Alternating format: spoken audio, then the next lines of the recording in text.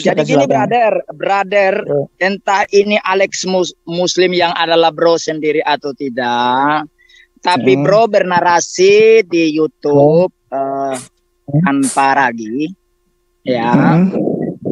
Bro di sana bernarasi begini, bagaimanakah kehidupan orang Kristen Protestan saat di surga?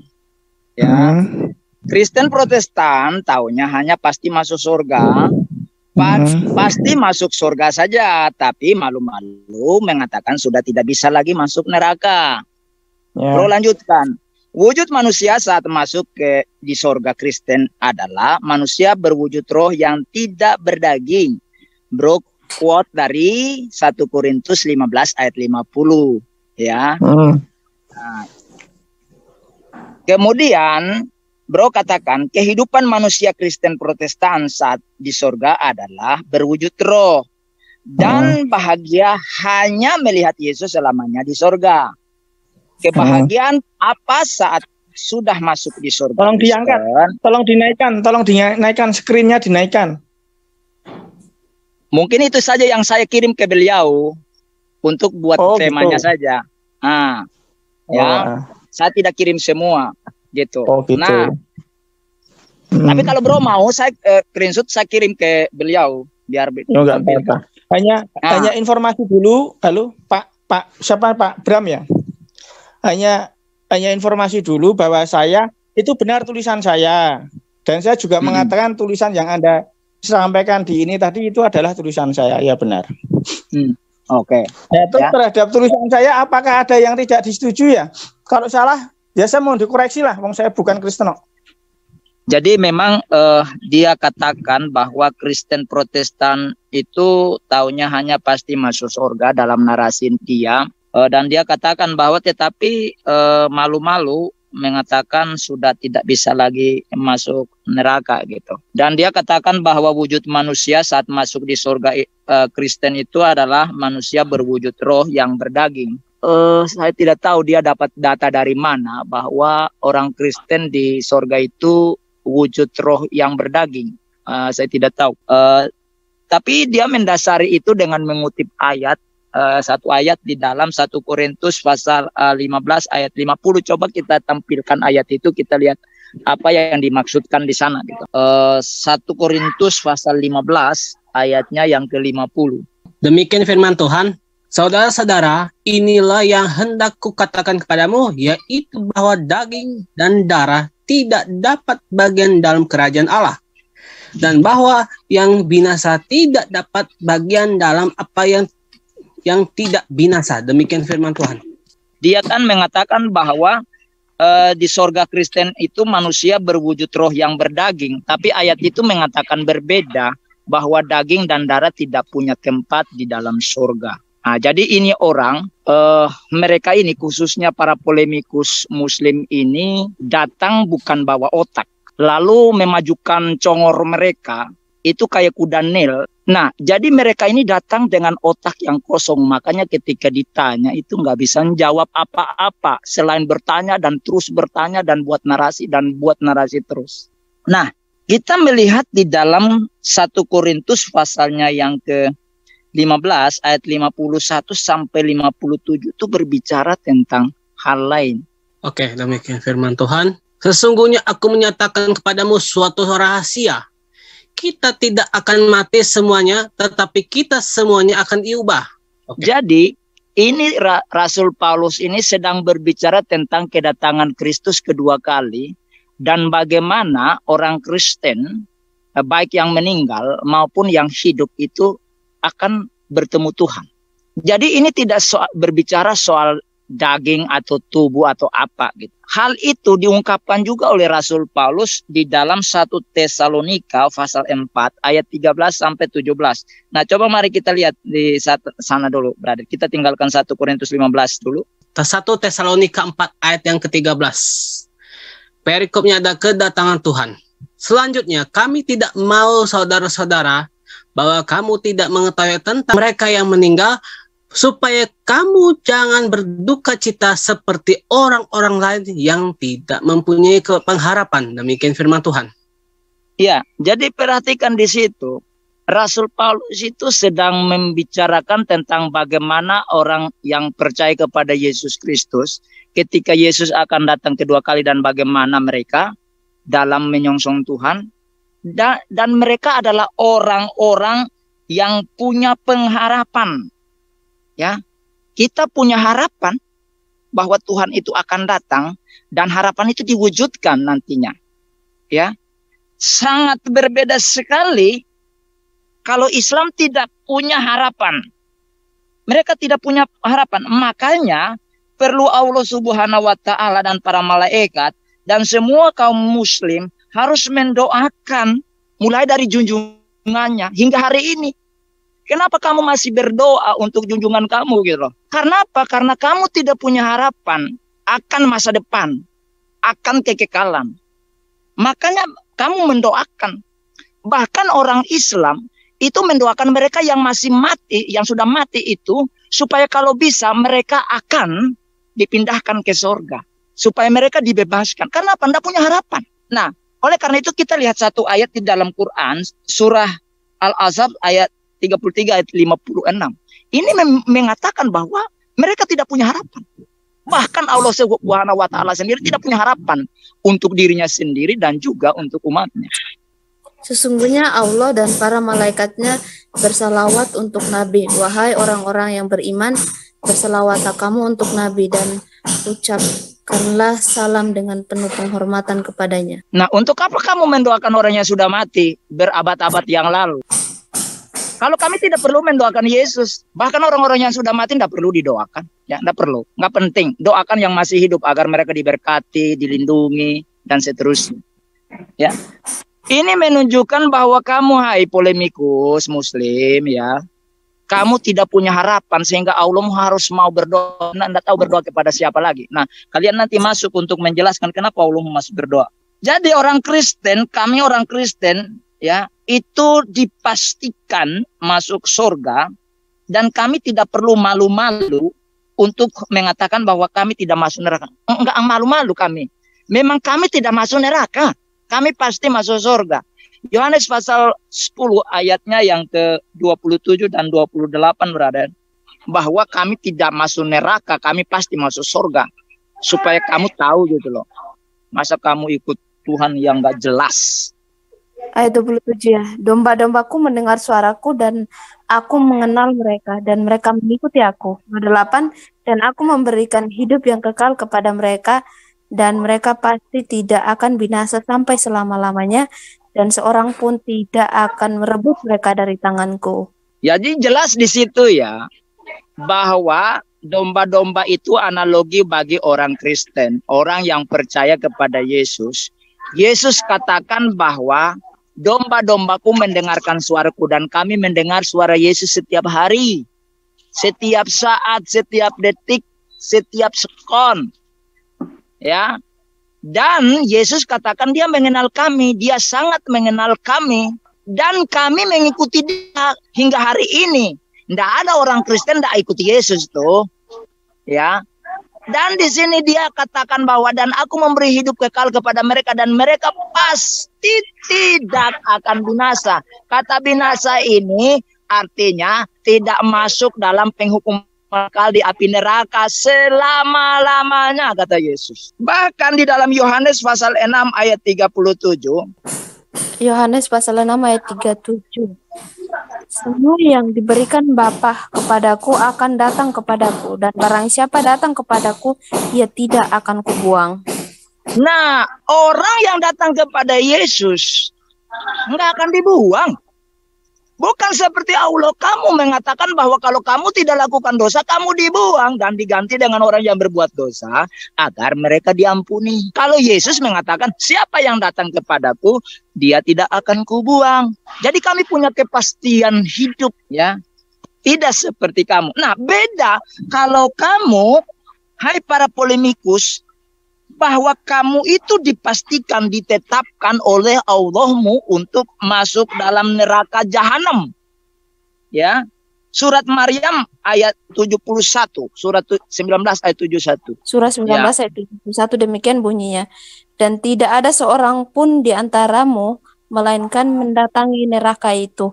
Hal itu bagi Tuhanmu adalah suatu kemestian yang sudah ditetapkan.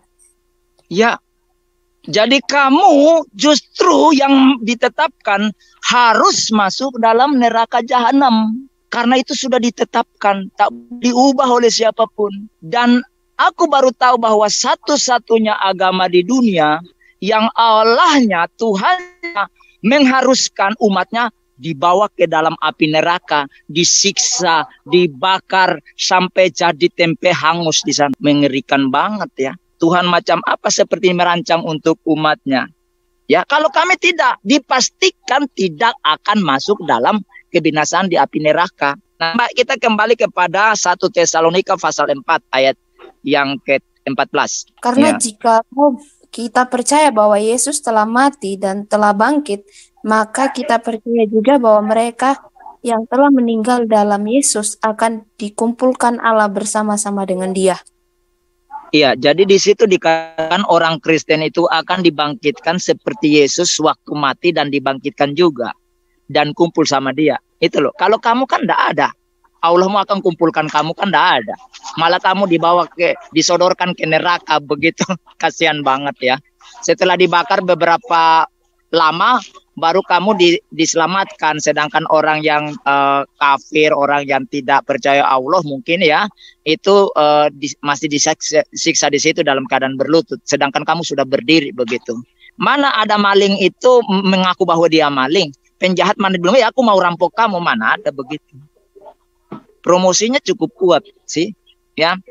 Nah, jadi orang Kristen yang hidup di dalam Kristus itu akan dibangkitkan seperti Yesus dan memang dikumpulkan bersama-sama dia, ya.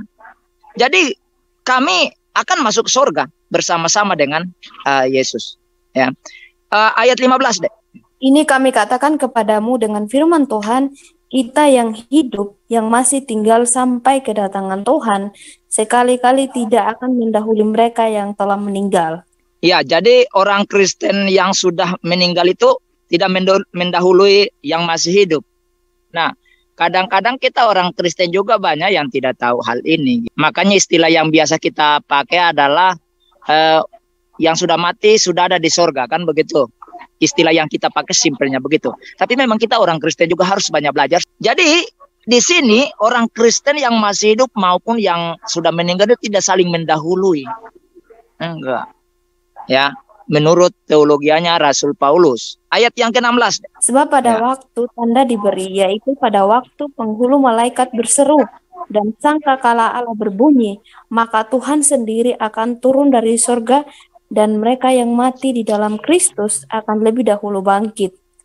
Ya, jadi yang nanti kalau Yesus datang kedua kali itu, yang sudah meninggal itu bangkit dulu. Tapi tidak mendahului kita.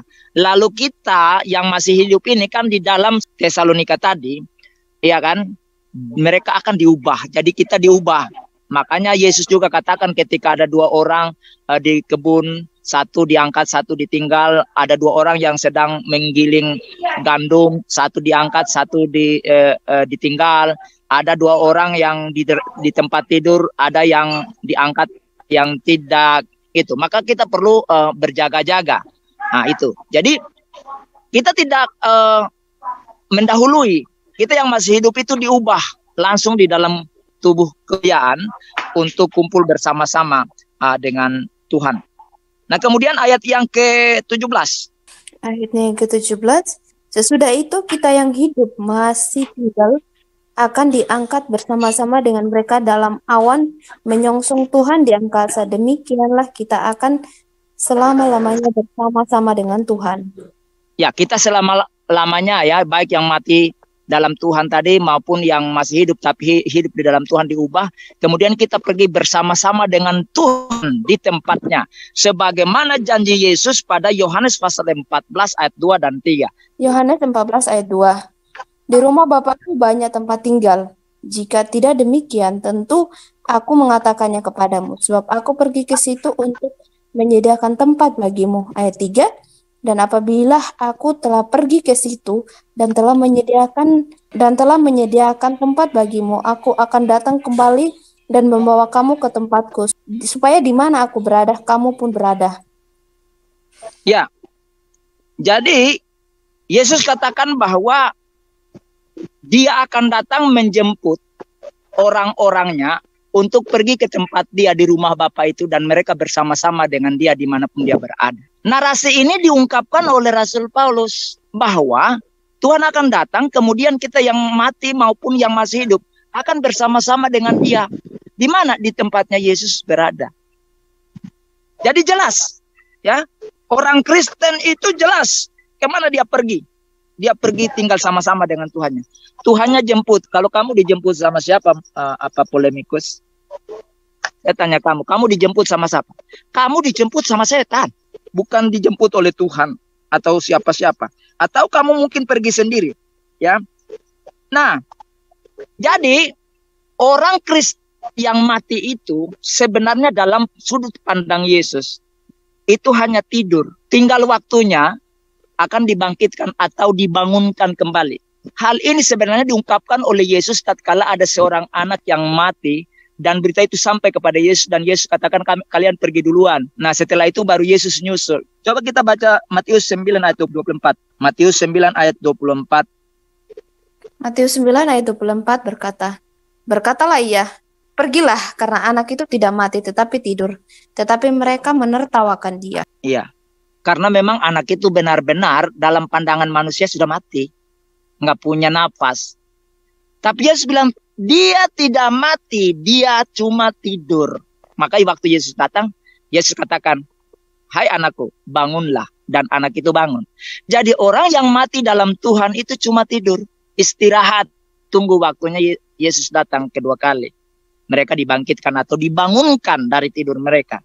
Lalu mereka bersama-sama dengan orang yang masih hidup menyongsong dia di angkasa. Ya, jadi orang Kristen harus tahu itu. Jangan sampai dibodohi sama orang yang tidak bertanggung jawab, yang menganut ajaran-ajaran sesat yang dibawa oleh iblis yang mendongeng untuk mereka. Ya, memang dongeng itu kalau kedengarannya enak. Ya, lalu si polemikus ini dia bilang begini, kehidupan manusia Kristen saat di sorga itu adalah berwujud roh dan bahagia hanya melihat Yesus selama di surga. Iya, memang kami lihat Yesus terus. Ya, nanti kita lihat. Lalu dia bilang begini, kebahagiaan apa saat sudah masuk di surga Kristen? Dia jawab sendiri. Ini orang ini buat soal jawab sendiri gitu loh. Jadi sama dengan anak goblok yang sekolah, dia buat soal, kemudian jawab sendiri, terus dia kasih sama guru. Ini loh jawabannya. Ini kan manusia dungu kan begini. Ya, dia jawab gini. Dikatakan kebahagiaannya tak terbatas. Tak terbatas ini maksudnya hanya ada satu kebahagiaan saja, yaitu hanya melihat Yesus Tuhan di surga. Sehingga menjadi bahagia tak terbatas selamanya. Apakah ada kebahagiaan lain saat sudah masuk di surga selain hanya melihat Yesus kan selamanya di surga? Dia jawab lagi nih, tak ada kebahagiaan lain. Nah, lalu dia bilang gini, bisakah manusia di dunia ini membayangkan saat di surga tubuhnya berwujud roh dan dia bisa bahagia? Dia jawab lagi, tidak bisa. Manusia di dunia berwujud berdaging, tidak bisa membayangkan kebahagiaan lainnya selain wujud diri yang sudah ada sekarang. Sebagaimana manusia juga tidak bisa merasakan kebahagiaan wujud diri bila tubuhnya adalah tubuh atau pohon, dia bilang. Nah, lalu dia bilang gini, wahai Kristen Protestan, apakah surga kayak gitu kehidupan selayaknya yang ingin Anda rasakan? Nah, gini. Lalu dia datang. Dia membayangkan bahwa manusia berwujud roh itu seperti Ghostbuster gitu. Yang atau kayak Aladdin di jin Arab itu. Nah, kayak gitu. Lalu dia masuk di dalam teko, dia keluar kayak asap lagi, lalu nanti muncul di luar. Dalam bayangan mereka begitu. Makanya tidak heran di dalam hadis-hadis mengatakan bahwa 72 bidadari di surga itu bisa melihat sampai ke sumsum. Jadi bayangan mereka tuh kalau manusia di surga itu kayak gitu, kayak Ghostbuster gitu. Kalau makan sesuatu itu nampak di perut mereka gitu. Nah, jadi mereka datang dengan ajaran mereka dan mereka ingin seperti itu. Kemudian dia begini, bisa Anda membayangkan di sorga kenikmatan seperti ini. Jadi mereka ini pikirannya begitu mesum sampai di sorga pun dibawa-bawa gitu loh. Dalam kekristenan tidak punya paham bahwa manusia di sorga itu seperti wujudnya roh itu seperti itu. Enggak pernah orang Kristen berpikir bahwa kalau sorga itu tubuh rohani di sorga itu seperti Ghostbuster atau seperti Aladdin di Arab Saudi gitu. Enggak. Itu pikiran kamu karena kamu dicekokin dengan paham-paham Aladdin gitu. Bahwa kalau 72 biji tembus pandang gitu.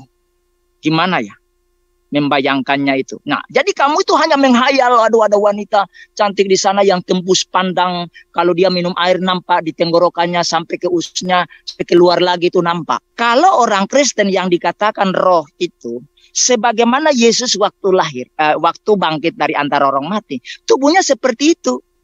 Nampak seperti tubuh kita ini adanya, tapi itu tubuh dalam kemuliaan. Jadi, sebagaimana dalam perjanjian lama, Tuhan Yesus berteofani, nampak kepada Abraham, kemudian dengan Yakub, dengan Simon, dengan nabi-nabi itu tubuh seperti itu yang dipakai. Tubuh yang tidak bisa dibatasi dengan ruang dan waktu.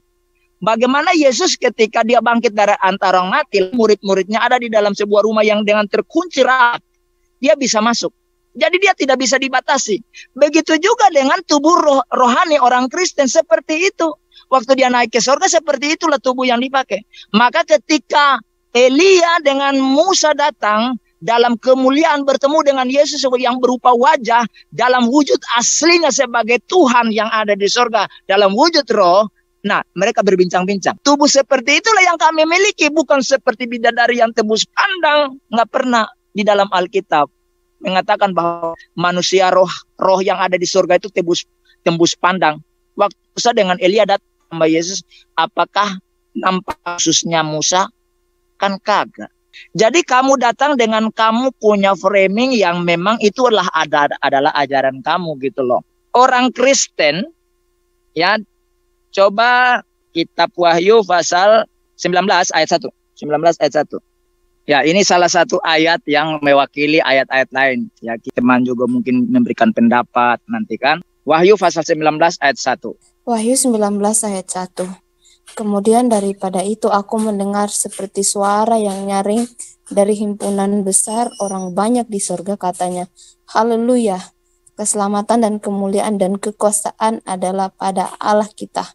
Jadi kegiatan orang Kristen ketika di surga itu apa sih yang mereka lakukan?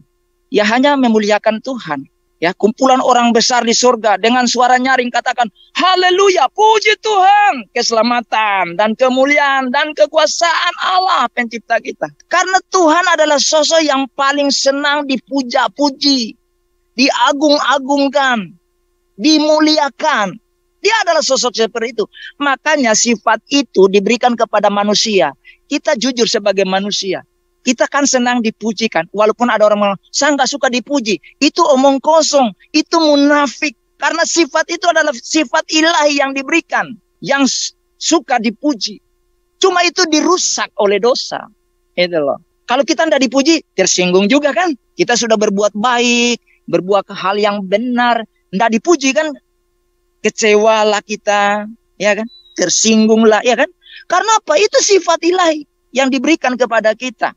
Nah, oleh karena itu orang Kristen di sana memuji sang Khaliknya. Ya, apalagi Wahyu pasal 21 ayat 3. Lalu aku mendengar suara yang nyaring dari tahta itu berkata, Lihatlah kemah Allah ada di tengah-tengah manusia. Ia akan diam bersama-sama dengan mereka. Mereka akan menjadi umatnya dan ia akan menjadi Allah mereka. Ya, perhatikan di sini. Jadi Tuhan katakan, lihatlah, ya kan?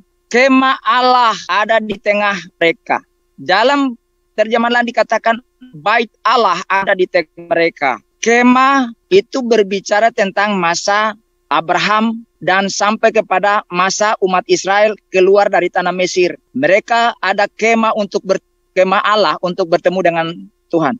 Tetapi ketika mereka sudah ada di tanah perjanjian, yaitu tanah Kanaan, itu dibuat secara permanen, maka disebut sebagai bait, rumah, gedung daripada Tuhan. Ya. Ketika Yesus datang ke dalam dunia dan hal itu dipersoalkan, Yesus katakan, rubuhkan bait Allah ini, rubuhkan kemah Allah ini, dan aku akan bangun dalam 3 hari. Yang dimaksud adalah tubuhnya sendiri. Jadi di sini dikatakan bahwa kemah bait Allah ada di tengah mereka. Artinya Yesus ada di tengah umatnya. Ada di tengah umatnya. Dan dia bersama-sama dengan mereka. Mereka akan menjadi umatnya. Ia akan menjadi Allah mereka. Apa maksudnya? Orang Kristen di sorga itu berfellowship bersama dengan Tuhannya. Akrab, berbincang-bincang. Jadi bukan hanya memuji saja, tapi berbincang-bincang. Berkasih sayang dengan Tuhannya.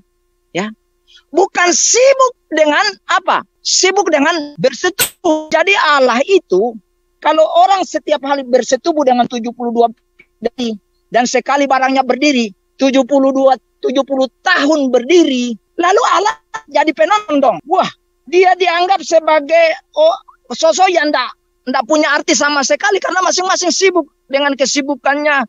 Allah jadi penonton. Kami tidak, kami peduli dengan kami memuji dia. Kami akrab-akraban dengan dia. Kami saling bercerita. Karena dikatakan makanan rohani Allah mendengarkan firman. Jadi yang namanya roh, makanannya roh. Apa makanannya? Firman Allah. Jadi kami berbincang-bincang dengan Tuhan. Tuhan kami berbincang-bincang dengan kami. Kami mendengarkan dia. Dia mendengarkan kami. Jadi kami tidak sibuk dengan yang lain. Kami tidak peduli dengan apapun yang enak di dunia ini. Kami tidak lagi mengingat itu. Karena itu kebutuhan jasmania. Hawa nafsu di dunia. Lah kamu kok bawa hawa nafsu ke sorga? Iya kan? Hebat. Kamu bawa hawa nafsu. Lalu kalian punya ajaran bahwa di sana berhubungan seksual. Kawin mengawin. Udah tanggung-tanggung loh 72 minimal. Tetapi Yesus katakan bahwa ajaran ini adalah ajaran sesat. Artinya ini ajaran setan.